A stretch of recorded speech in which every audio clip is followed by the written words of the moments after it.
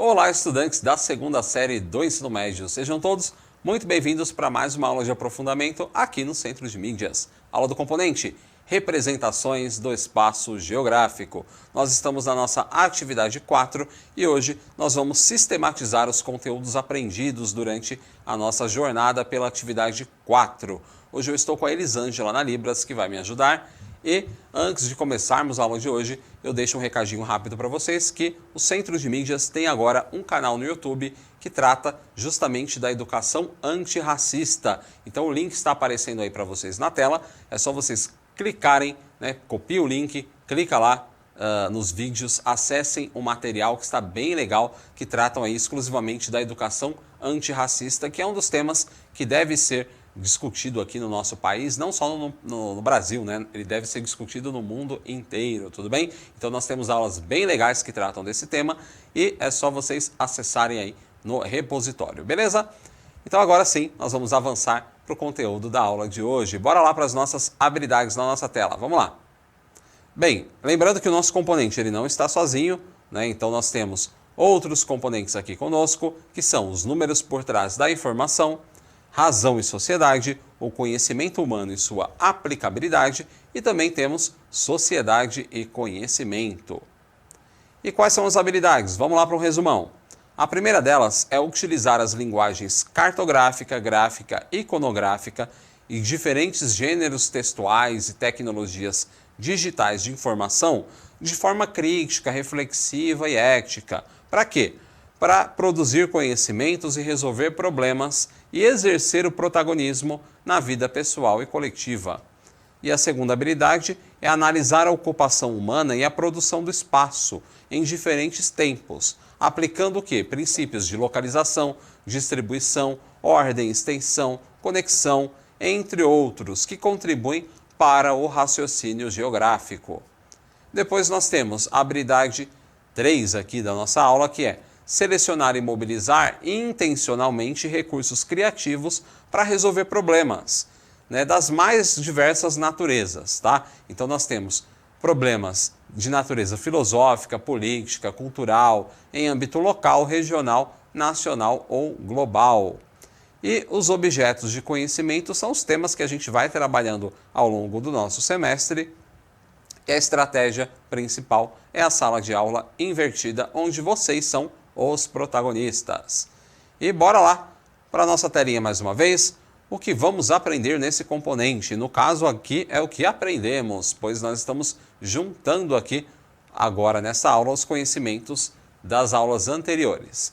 Então nós falamos sobre representações da forma da Terra, as diferenças e imprecisões nas representações da forma da Terra, os diferentes tipos de projeções cartográficas e também as principais propriedades das projeções cartográficas.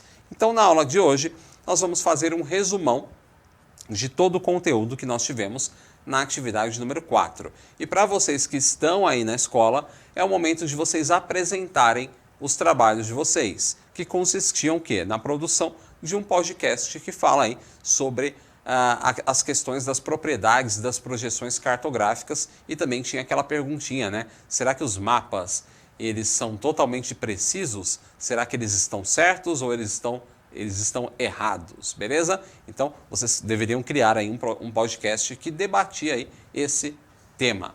Então, para vocês que estão na escola, apresentem os trabalhos da maneira que vocês acharem mais relevantes, mais importantes. E aqui nós fazemos esse resumão da atividade 4. Vamos lá para a nossa tela mais uma vez. Então hoje nós vamos recapitular os principais conteúdos aprendidos e apresentados durante a atividade 4. Bons estudos para a gente. Vamos lá. Então já começando aqui no embalo, nós vamos falar sobre os tipos de mapas. Vamos lá. Nós começamos a atividade 4 falando sobre os tipos de mapas. E que mapas são esses? Bem, nós temos o mapa geomorfológico, que representa as características do relevo de uma região. Então eu quero mostrar um mapa que é com características de relevo, eu estou criando um mapa geomorfológico. Depois nós temos os mapas climáticos, que indicam os tipos de clima que atuam sobre uma região. Então, o mapa climático é o que a gente vê lá nas previsões do tempo, mapas climáticos, indicam os tipos de clima de uma região. Mapa hidrográfico mostra os rios e as bacias que cortam uma região. Também é muito fácil identificar, né? Nós vimos nas aulas anteriores falando sobre como nós podemos identificar os símbolos dos mapas. E a parte hidrográfica você vai mostrar com linhas azuis, né? Então normalmente nós vemos a cor azul, né? Já associamos com a água. Um mapa biogeográfico, que é um mapa que aponta os tipos de vegetação que cobrem uma determinada localização. Mata Atlântica, floresta tropical, né, amazônica, vai aparecer como? Vai aparecer com a cor verde, tá? Então isso é um mapa biogeográfico. Mapa em alto relevo, nós temos uma representação tridimensional, 3D, tudo bem? Geralmente do relevo de uma região, materializado como um artefato físico. Isso aqui nós vimos também na nossa atividade 4, quando eu mostrei para vocês um vídeo que mostra uma projeção cartográfica feita com impressoras em 3D, tudo bem? Então, no caso na aula, né, nós vimos um mapa de uma faculdade sendo feito com uma impressora 3D. Aqui já é diferente, tudo bem? É parecido, mas nem tanto. Por quê? É um mapa de alto relevo, onde nós temos uma representação tridimensional de um relevo de uma região. Então nós temos lá uma cadeia de montanhas. Aí você pega essa cadeia de montanhas, transforma num objeto em 3D, né, em 3 dimensões, e você pode imprimir ele, né, você utiliza um software, né, um programa, né, para fazer esse mapeamento em 3D, e depois você pega aquela imagem em 3D e você imprime com uma impressora em 3D, beleza? Então, o 3D digital vai para o 3D físico. Tudo bem? Fácil, né? Então, vamos avançar na nossa tela mais uma vez. Então, nós temos um mapa de um relevo de uma região materializado como um artefato físico. Depois nós temos os mapas topográficos, que estudam o relevo em níveis de altura, né? Então também inclui os rios mais importantes de um local. Mapa topográfico, mapa de terreno. Depois nós temos o mapa político, que aponta a divisão do território em países, estados, regiões e municípios. Então, o mapa que está aparecendo na tela de vocês, que é o mapa do Brasil, é um mapa de densidade de povoamento, mas também ele tem características de mapa político. Por quê? Nós temos a divisão dos estados, é possível ver as linhas que dividem cada estado do Brasil. Depois nós temos o mapa econômico, que mostra e indica as atividades produtivas do homem em determinada região. É aquele mapa que normalmente aparece os desenhos, símbolozinhos, né, de produtos que são produzidos em determinadas regiões. Então, olha, a região de São Paulo aparece o desenho de uma indústria, a região da floresta amazônica aparece madeira, enfim. Então, nós temos aí um mapa econômico.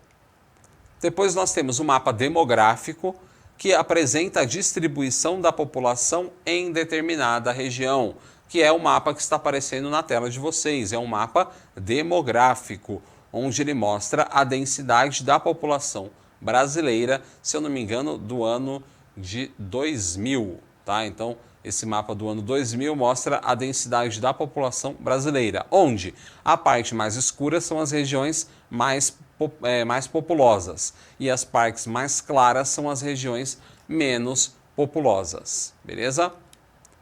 Depois nós temos os mapas históricos, que apresentam as mudanças históricas ocorridas em determinada região. Depois temos também os mapas rodoviários, que estudam as rodovias e estradas de um país. Também é muito importante. E, por fim, agora sim, nós vamos começar a falar sobre os elementos de um mapa. Todo mapa possui elementos. E que elementos são esses? Todo mapa possui título. Você tem que ter um título, né? Alguns, na verdade eu falei todo mapa, mas quando a gente fala de elementos de um mapa, não são todos esses elementos que vão aparecer. Eles deveriam aparecer, mas não quer dizer que eles aparecem de fato, tudo bem? Então existem vários mapas que você vai ver que não vai ter algum dos elementos que eu vou citar para vocês agora, tudo bem? Então vamos lá. Todo mapa deveria pelo menos ter, né, um título, que é o nome que indica o que o mapa está representando. contendo informações como o recorte espacial, o período de tempo e a temática em geral. Tá? Então, por exemplo, esse mapa que está aparecendo para vocês, ele tem um título que é densidade de povoamento, beleza? Todo mapa deveria ter também uma escala, que é a informação de quantas vezes o terreno real, no caso a Terra ou parte dela, foi reduzido em relação ao mapa. Então, nós temos um terreno, você não vai colocar ele do tamanho, né, real em um papel. Né? Isso geraria aí, um gasto enorme. Né? Então, o que você vai fazer? Você vai fazer uma escala. Você vai reduzir, né, de forma matemática esse terreno para ele caber, né, num plano, né, num papel, numa folha. Então, como é que você vai reduzir? Você vai calcular, né, as medidas do terreno e depois você vai trabalhar na escala para reduzir o tamanho, né, desse terreno e você colocar essa projeção, né, num desenho feito aí num plano. Tranquilo, né? Vamos avançar mais um pouquinho.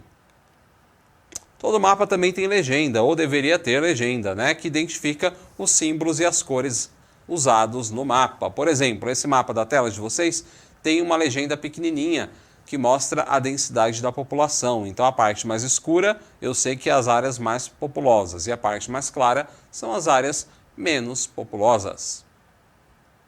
Depois, né, o mapa também deveria ter uma orientação que aponta o rumo da Rosa dos Ventos. Nesse mapa pequenininho tem uma setinha lá embaixo que aponta para a região norte, tudo bem? Então é o símbolozinho ali da Rosa dos Ventos.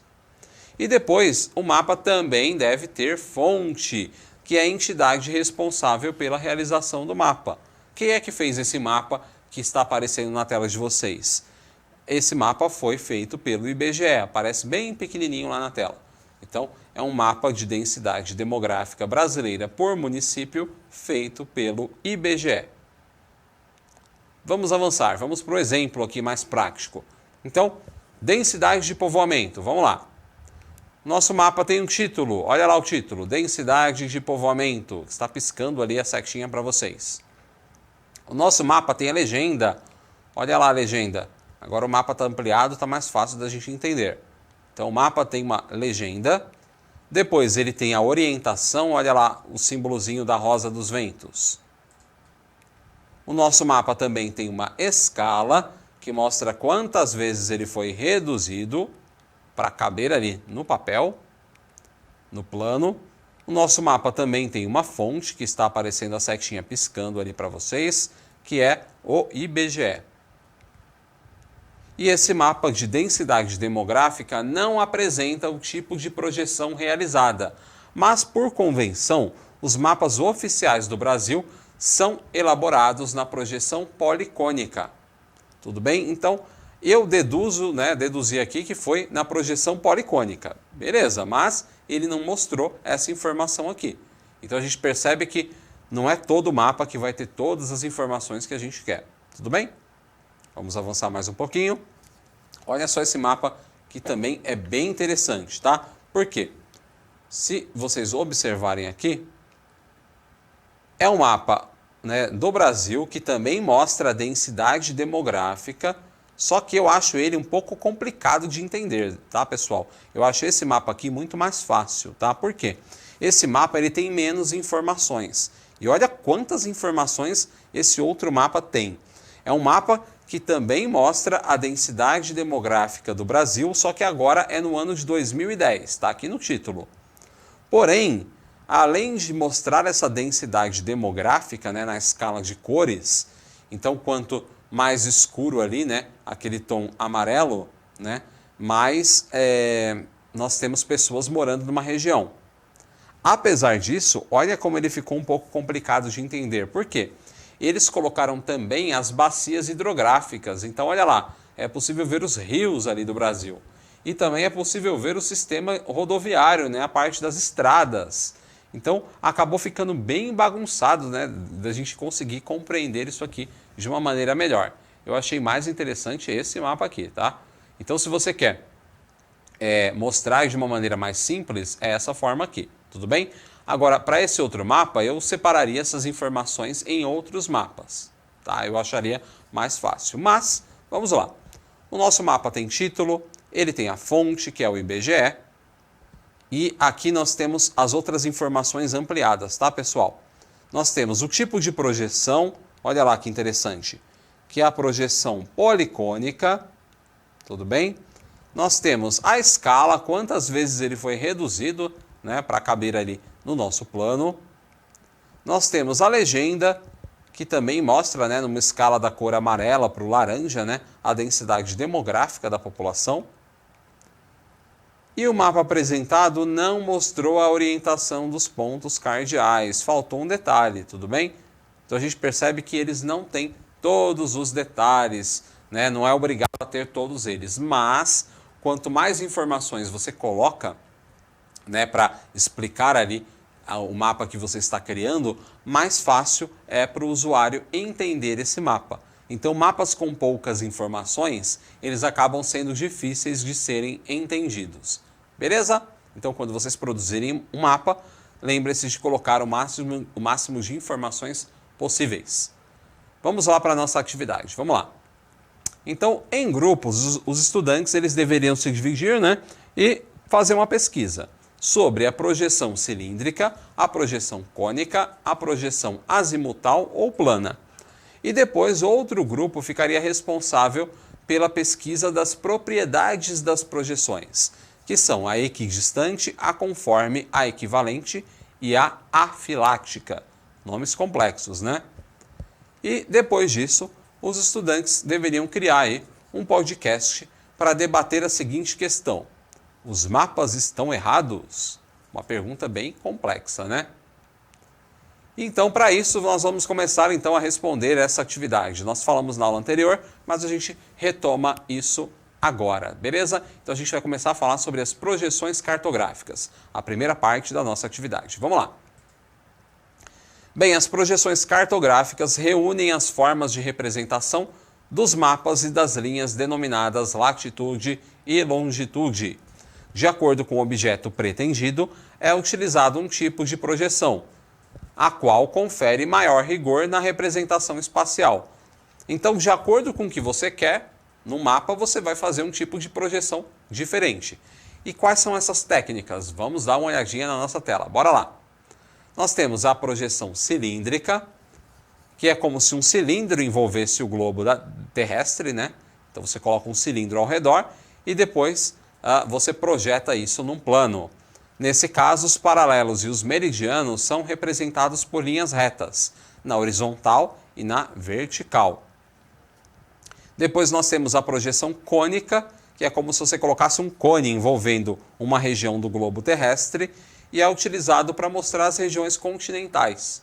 Nesse caso, os paralelos representam círculos concêntricos e os meridianos são linhas retas que convergem para os polos. Nós vamos ver os exemplos em imagens daqui a pouquinho. Depois nós temos a projeção plana, que também é chamada de azimutal, tá? Onde nós temos uma projeção que normalmente é feita de cima, tá? E nesse caso, os paralelos representam círculos concêntricos e os meridianos retos irradiam-se do polo, que é a projeção plana. Vamos lá. Aqui nós temos um exemplo de projeção cilíndrica, que está aqui no caso sendo apresentada para vocês, a projeção de Mercator, que nós falamos nas aulas anteriores, que é uma projeção que respeita o contorno dos continentes, porém não o tamanho. Por quê? Você pega, coloca um cilindro ao redor do globo terrestre e você projeta isso num plano. Qual que vai ser o problema? As regiões polares, elas vão sofrer distorções. Então, quanto mais próximo do polo, mais distorção vai acontecer. Por isso que a América do Sul parece tão pequenininha e a Groenlândia lá em cima está enorme. Na verdade, ela é 9 vezes menor que o nosso continente. Mas isso acontece por conta dessa falha na projeção. Beleza?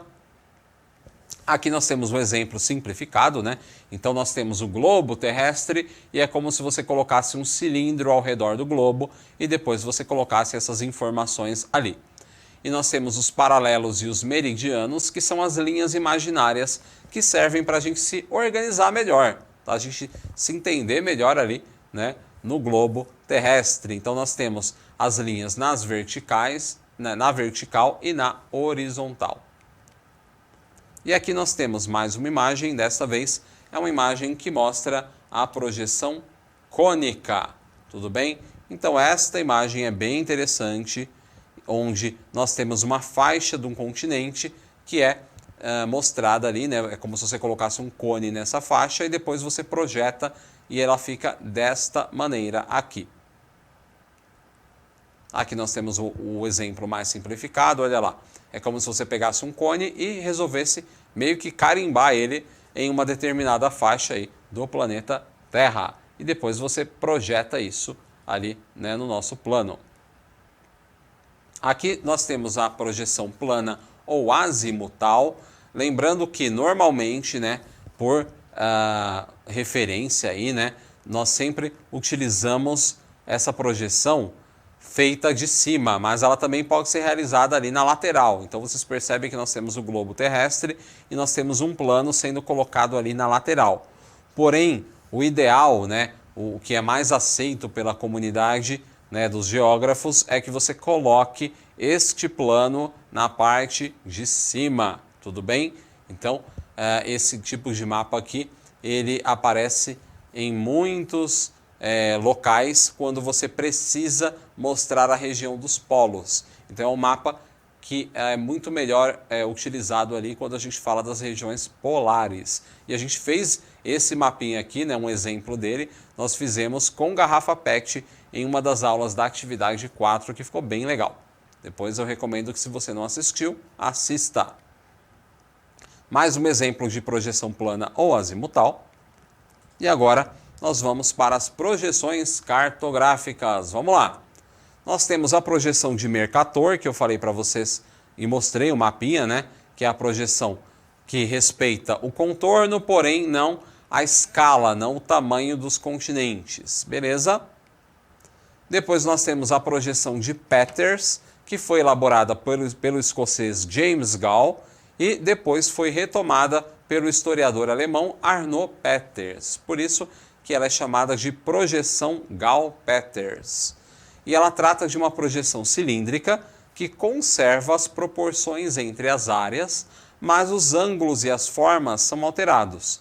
Então, aqui nós temos um exemplo, né, da projeção Peters, onde a proporção é essa, só que o contorno ali não está muito preciso.